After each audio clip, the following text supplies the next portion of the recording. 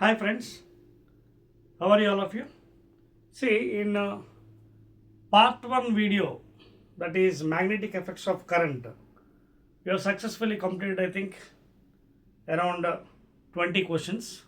20 క్వశ్చన్లు మనం ఇవ్వగలిగాం వీడియో వన్లో. వీడియో బాగా లెంత్ అవ్వడం వల్ల మనం ఏంటంటే మధ్యలో బ్రేక్ అవ్వాల్సి వస్తుంది. అందుకే కొన్ని వీడియోస్ 1, 2, 3 వీడియోస్ వచ్చాయి, కొన్ని 2 వీడియోస్ వచ్చాయి, కొన్ని 1 వీడియో వచ్చాయి అనమాట. So in the second video I'll be giving another 20 important questions regarding Polyset 2025. So ఇంత పాత వీడియోలో అంటే magnetic effects of current part 1లో magnetic effects of current part 1లో 20 క్వశ్చన్స్ ఇచ్చాను. ఇప్పుడు ఈ పార్ట్ 2లో విల్ సీ అనదర్ 20 క్వశ్చన్స్. ఓకేనా? So will start off with 21st one please. Okay, magnetic effects of current. Magnetic effects of current. Okay na? So 21st question of such చూద్దాం. We'll continue the remaining 20 questions, important questions. అంతకుముందు last question మనం చేసింది I think which amongst the following does not involve principle of electromagnetic induction, electric motor, electric generator, electric geyser, induction stove అనే question కూడా జరిగింది 20th I suppose. దానికి electrical geyser అని పెట్టారు which does not obey the principle of electromagnetic induction. ఎందుకంటే electric motor అదేవిధంగా electric generator induction stove all obeys electromagnetic induction, but geyser works on only electricity not electromagnetic induction. So అది అయ్యింది. Let us see the 21st question అండి. The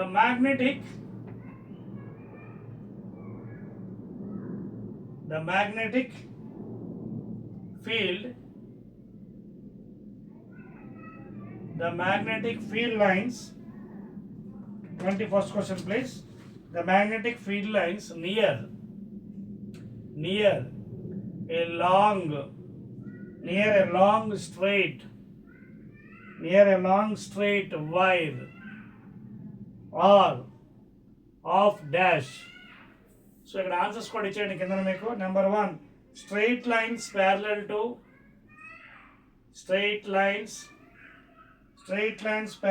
the wire, straight lines parallel to the wire. Second one, straight lines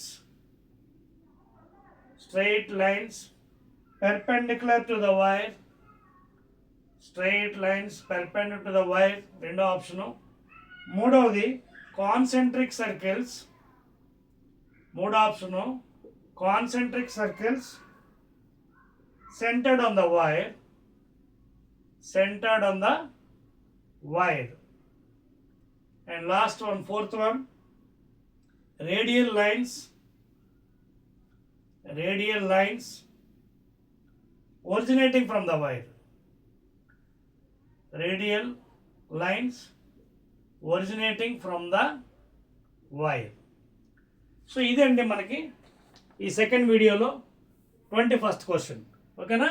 so ఇక్కడ ఏమంటాడు వాడు, magnetic lines field lines near a long straight wire ఎలా ఉంటాయి అంటున్నాడు.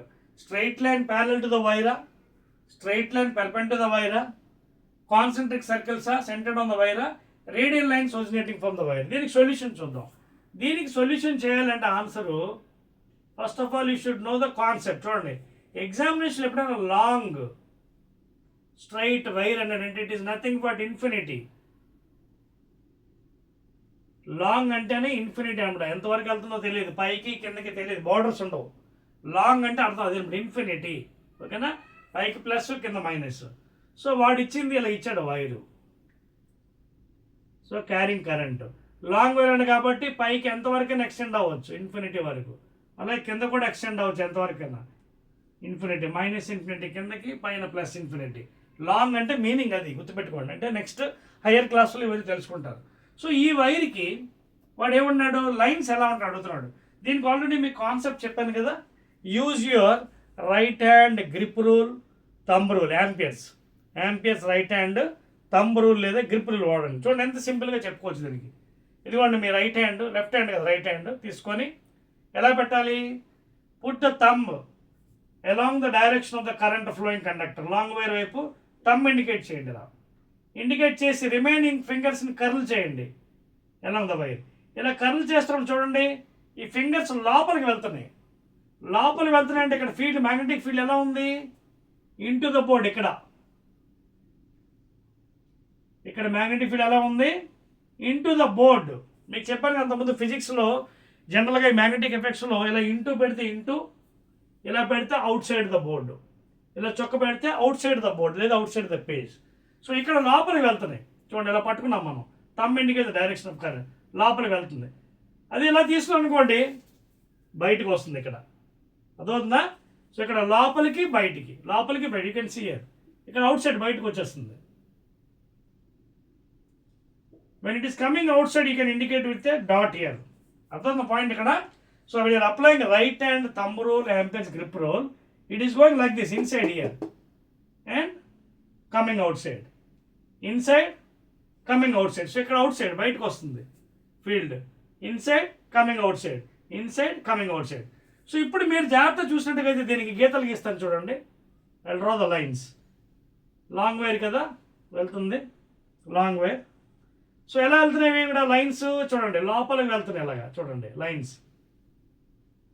ఓకేనా? Lines are going like this.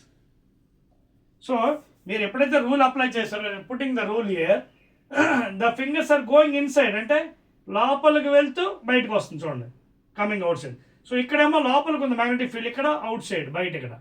So draw చేసి నేను ఎలా డ్రా చేయాలి? ఇట్ ఈస్ గోయింగ్ ఇన్సైడ్గా చూడండి, గోయింగ్ ఇన్సైడ్,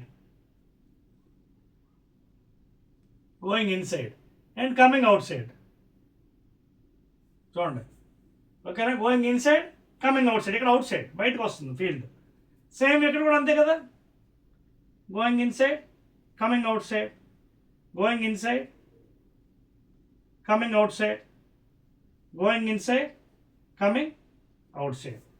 సో జాగ్రత్త అబ్జర్వ్ చేసి ఇక్కడ ఏమైంది చూడండి, magnetic field is going inside the board and coming out side again. చూడండి లోపల వెళ్తే ఈ భాగంలో బయటకు వస్తుంది, ఇక్కడ ఫీల్డ్ బయట, ఇక్కడ లోపలికి, ఇది బయటికి. సో ఈ విధంగా సర్కిల్స్ ఫామ్ అవుతాయి చుట్టూరు చూడండి. Concentric circles centred on the wire, not straight lines perpendicular కానీ, స్ట్రైట్ లైన్స్ ప్యారలల్ కానీ, radial lines. So third one is the best answer for this one. ఇలా మీరు ఒకవేళ ప్యారలల్ రెండు వైర్స్ తీసుకున్నా చేయొచ్చు, సేమ్ డైరెక్షన్ చేయొచ్చు, ఆపోజిట్ డైరెక్షన్ చేయొచ్చు. కానీ మనకి సిలబస్లో ఇప్పుడు అది లేదు.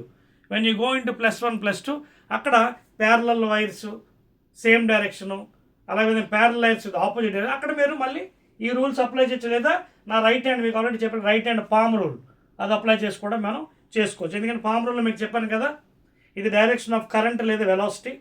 Direction of current positive charge, అలాగే movement, motion of the charge, velocity అంటారు దాన్ని. ఇదేమో fingers towards the magnetic field, లోపలికి వెళ్తుందా బయటకు వస్తుందా. అవి ఇదేమో పామ్ ఏమో indicates the magnetic force, it whether it is coming outside or inside. So ఈ పామ్ రూల్ యూజ్ చేసి అక్కడ మనం కనుక్కోవచ్చు. బట్ ఇప్పుడు అవసరం లేదు, మనకి సిలబస్లో లేదు కాబట్టి. సో ఈ విధంగా మనం ఇండికేట్ చేసి ఉంటాయి. ఇట్ ఈస్ గోయింగ్ ఇన్సైడ్ చూడండి, ఈ భాగంలో when you apply it is going inside and here again coming out side. So ఇక్కడ బయటకు వస్తుంది. ఓకేనా? సో ఈ విధంగా మనకి సర్కిల్స్ ఫామ్ అవుతుంది, going inside, coming out side, going inside, coming out side. So ఇక్కడ ఇలా పట్టుకున్నప్పుడు ఇక్కడ లోపలికి వెళ్తుంది. So when you put here again చూడండి, ఇలా పట్టినారంటే ఇక్కడ బయటకు వస్తుంది, ఇక్కడ ఈ ఏరియా అంతా బయటికి కమింగ్ అవుట్ లైక్ దిస్. ఓకేనా? సో అందుకే మనకి సర్కిల్స్ ఫామ్ అయ్యాయి. ఏరో కూడా చూపిస్తాను చూసారా మీకు, ఏరో లోపల వెళ్తూ బయటకు వస్తుంది సర్కిల్స్.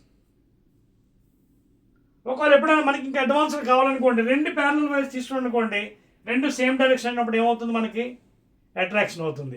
ఆపోజిట్ డైరెక్షన్ కావాలనుకోండి రిపల్షన్ అవుతుంది. అది కూడా కావాలంటే చేయొచ్చు, మనకి ఇప్పుడు అడగలేదు కాబట్టి అవసరం లేదు. రెండు ప్యారలైజ్ ఇచ్చారనుకోండి సేమ్ డైరెక్షన్, అట్రాక్ట్ అవుతుంది. ఎందుకంటే రెండు ఒకేలా ఉంటాయి, అట్రాక్ట్ అవుతుంది. ఆపోజిట్ డైరెక్షన్ మన రిపల్ అయిపోతుంది. ఓకే, మన సిలబస్లో లేదు కాబట్టి ఇప్పుడు అవసరం లేదు. సో ఇది ఈ క్వశ్చన్కి ఆన్సర్. ఓకేనా? నోట్ చేసుకోండి ప్లీజ్. ఓకేనా? నోట్ చేస్తారా? డ్రాప్ చేస్తున్నాను. So this is how you have to give the solution, going inside, coming out side.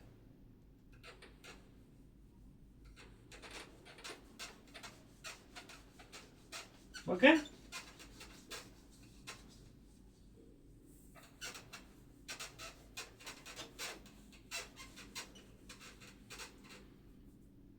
Now we can note down the 22nd question. ఓకేనా? అందరికి అర్థమైంది కదా క్వశ్చన్. సో మీ కాన్సెప్ట్ బాగా వస్తేనే మనం చేయగలం. నా note down the 22nd question please. ఓకేనా?